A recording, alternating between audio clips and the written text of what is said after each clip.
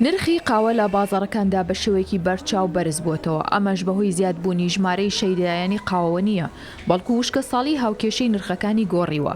لە مانگی حوزەیراندا قاوەی ئارەبیکا بەرزترین نرخی 7 ساڵی ڕابردووی تۆمار کرد، بەڵام کاریگەریەکی ئەوتۆی لەسەر ڕێژەی فرۆشتن دروست نەکردووە، چونکە ئەستەمە قاوەخۆران دەستبەرداری قاوە خواردنەوەی دەمە و بەیانیانیان ببن.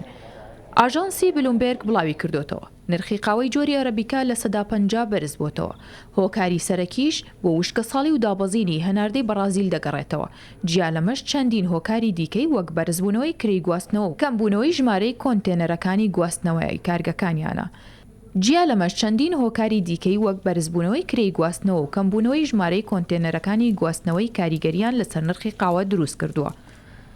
بلومبێرگ پێشبینی زیادبوونی بەکاربەرانی قاوەی کردووە و چەندین ژمارەی بڵاو کردوتەوە.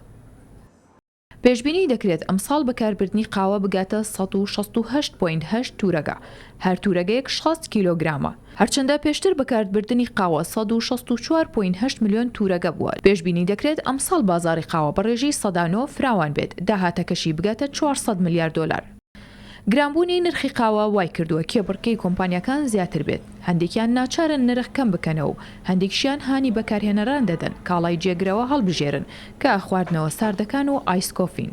بەڵام گۆڕینی لایفستایلی قاوە خۆران ئەستەمە و بەردەوام پێشبینیەکان بۆ فراوانبوونی بازاڕەکەن.